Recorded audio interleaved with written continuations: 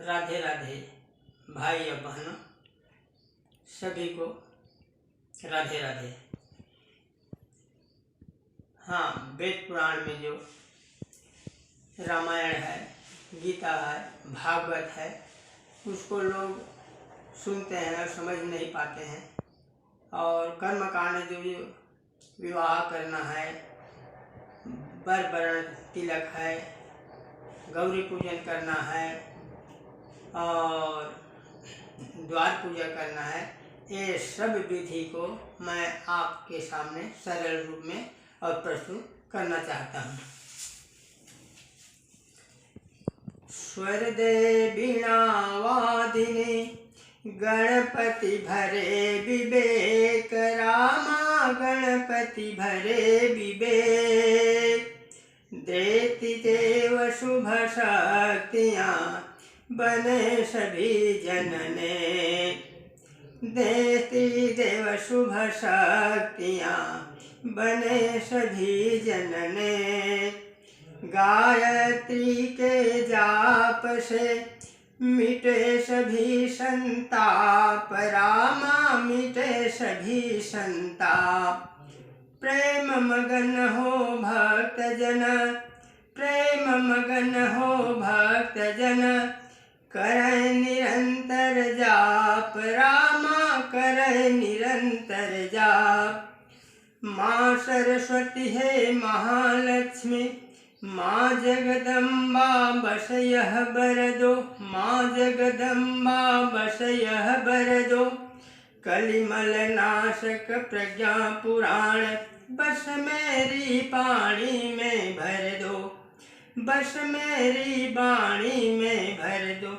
माँ आज तुम्हारे चरणों में, माँ आज तुम्हारे चरणों में हम पुष्प चढ़ाने आए हैं, हम पुष्प चढ़ाने आए हैं।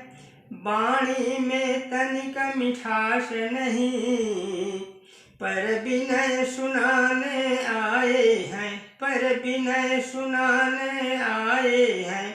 धूप दीपन माँ पूजा का सामान नहीं, हूँ वेद शास्त्र तप से वंचित, है छंदों का भी ज्ञान नहीं, है छंदों का भी ज्ञान नहीं। फिर भी मेरा साहस देखो, फिर भी मेरा साहस देखो, हम तुम्हें मनाने आए हैं, हम तुम्हें मनाने आए हैं।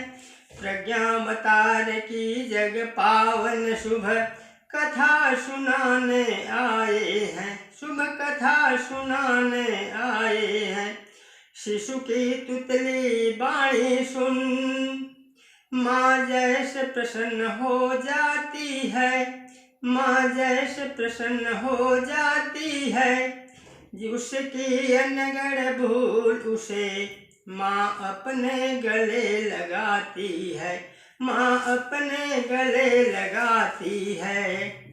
बस उसी तरह माता तेरी अटपट वाणी स्वीकार करो, बस उसी तरह माता मेरी, बस अटपट वाणी स्वीकार करो, अटपट वाणी स्वीकार करो। सुनकर सब हर्षित प्रेरित हो, इसमें कुछ ऐसा सार भरो, माँ इसमें कुछ ऐसा सार भरो। माँ भाव सुमन स्वीकार करो, माँ भाव सुमन स्वीकार करो, माँ भाव सुमन स्वीकार करो, माँ भाव सुमन स्वीकार करो। गुरुवर यदि मिलते नहीं शांति कुंज के पास, रामा शांति कुंज के पास, तो गंगा बस, तो बस गंगा पूजते, कभी न बुझती प्यास, रामा कभी न बुझती प्यास। गुरुवर यदि मिलते नहीं, गुरुवर यदि मिलते नहीं, तपोभूमि के धाम, रामा नहीं तपोभूमि के धाम। तो जीवन भर भटकते नहीं मिलते विश्राम। हे वेद मूर्ति हे तपोनिष्ठ हे युग दृष्टा हे युग त्राता, गुरुदेव तुम्हारे चरणों में शत शत बंधन। हो गया धन्य यह धराधाम, पाकर के तब युगल चरण, पाकर के तब युगल चरण। बोलिए प्रज्ञा पुराण भगवान की जय। हाँ भाई और बहनों, आत्मीय भाई बहनों, आज परम सौभाग्य का दिन है कि हम लोग यहाँ परम पूज्य गुरुदेव आचार्य पंडित श्री राम शर्मा जी द्वारा रचित प्रज्ञा पुराण कथा को सुनने के लिए एकत्रित हुए हैं। हमारे देश धर्म प्रधान देश है, अतः यहाँ व्रत उपवास कथा पूजा का बहुत महत्व है। हमारे पूर्वजों ने शायद अपने दूरदृष्टि से यह देख लिया था कि आने वाले समय में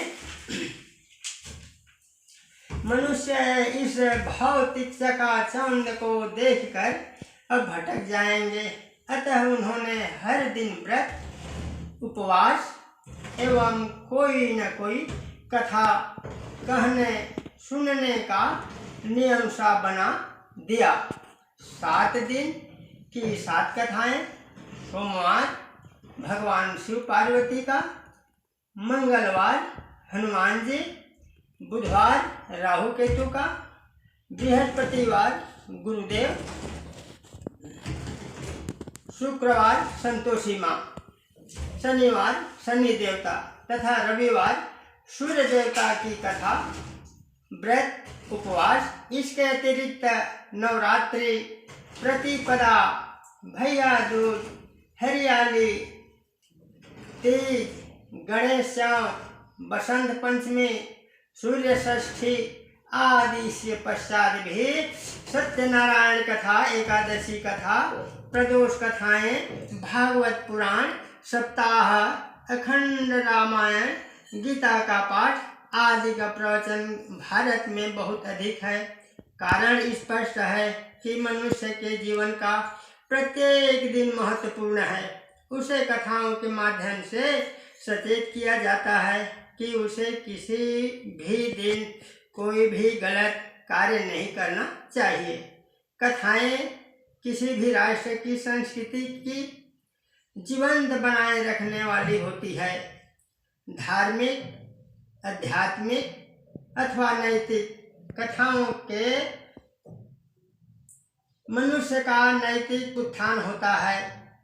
ये मानव जीवन की समस्याओं का समाधान कर उसे सही मार्ग दिखाती है। कथाएं बहुत जीवन को बहुत प्रभावित करती है। प्राचीन काल में विष्णु शर्मा नामक पंडित ने राजा के दुष्ट पुत्र को कथाएं सुनाकर सदाचारी बनाया था।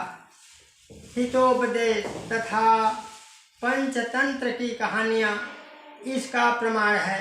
दादी नानी की गोद में बैठकर कथा सुनने वाले बच्चों के महान व्यक्तित्व का निर्माण कहानियाँ के माध्यम से सहज ही हो जाता है। इसलिए इस कथा साहित्य का निर्माण किया गया है। व्यक्ति के चरित्र निर्माण के लिए ही वेद, उपनिषद, आरण्यक, स्मृति ग्रंथों की रचना हुई है, किंतु कथा कहानियों को उससे भी अधिक प्रभावित उपाय समझा गया। होम्योपैथी की मीठी गोलियां की भांति पौराणिक कथाओं के माध्यम से मनुष्य को समझाया जाए तो जीवन में अवश्य बदलाव आता है। इसी के लिए व्यास जी ने 18 पुराणों की और रचना की, जिनमें भगवान के अवतारों की कथा के माध्यम से मनुष्य को सत्कर्म करने की प्रेरणा दी गई। यहाँ प्रश्न उठता है कि जब 18 पुराण तथा इतना अनंत कथा साहित्य मौजूद है तो फिर प्रज्ञा पुराण की क्या आवश्यकता थी। इस विषय में कहा जा सकता है कि रोग के अनुसार ही और रोगी का उपचार करना पड़ता है।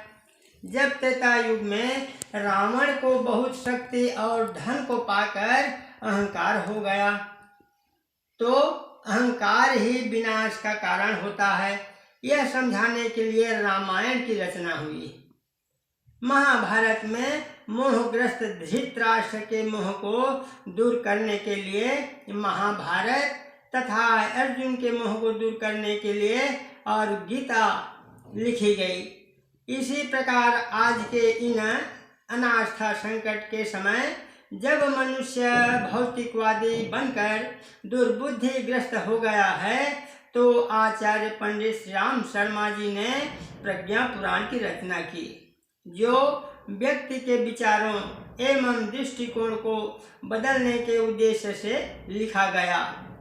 पंडित श्री राम शर्मा जी ने वैसे तो हजारों ग्रंथों की रचना की है, परंतु पौराणिक कथाओं की शैली में इस ग्रंथ को लिखा है।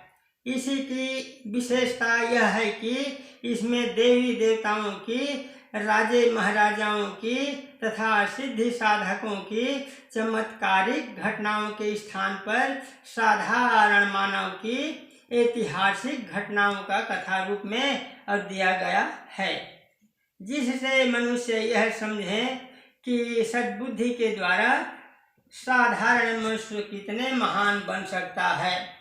सत्यवादी हरिश्चंद्र की कथा को सुनकर मोहनदास करमचंद गांधी विश्ववंद्य बापू बन गए। साधारण घर में जन्म लेने वाले लाल बहादुर शास्त्री अपनी मेहनत और ईमानदारी तथा संकल्प शक्ति के कारण देश के प्रधानमंत्री बने, तथा अब्राहम लिंकन जो रात को पढ़ने के किनारे जलते हुए रोशनी के सड़क के किनारे जलते हुए रोशनी के में पढ़ते थे, वे अमेरिका के प्रेसिडेंट बने। अतः सद्बुद्धि को जागृत करने वाले, नवीन संदेश देने वाले इस पावन ग्रंथ की कथा को आइए हम सभी सुने। प्रज्ञा पुराण पूज्य गुरुदेव को प्यारा है। यह प्रज्ञा पुराण पूज्य गुरु जी को प्यारा है। इसकी जगमग ज्योति से सारा जग उजियारा है। यह प्रज्ञा पुराण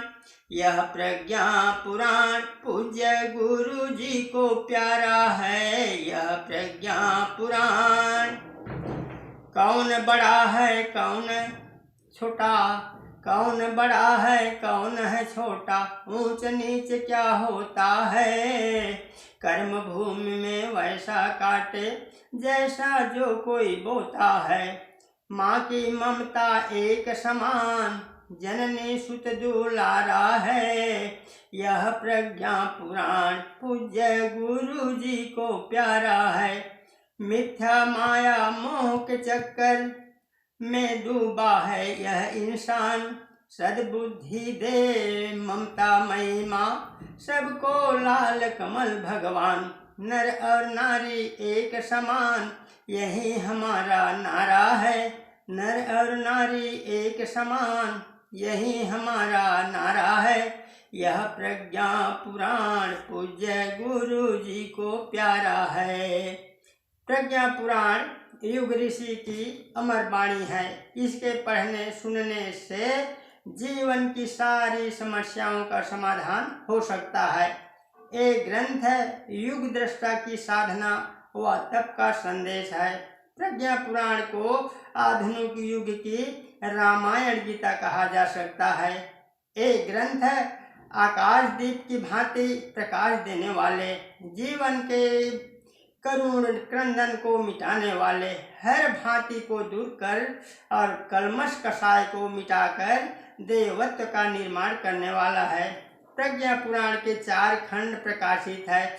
प्रथम खंड लोक कल्याण जिज्ञासा प्रकरण से प्रारंभ होता है, फिर आत्मदर्शन करा के भगवान के अनुदान स्वरूप संयमशीलता सिखाता है तथा भक्ति भाव तथा साथ साहस जगाकर जीवन में संघर्ष का पाठ पढ़ाता है।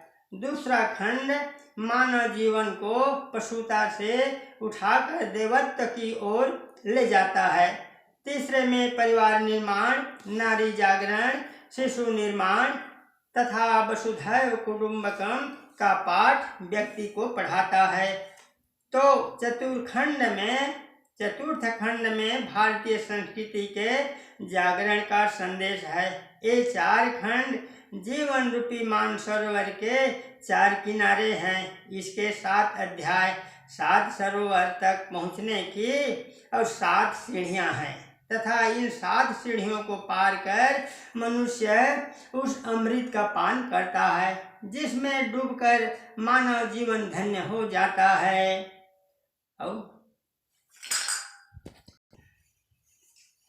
राधे राधे, राम राम।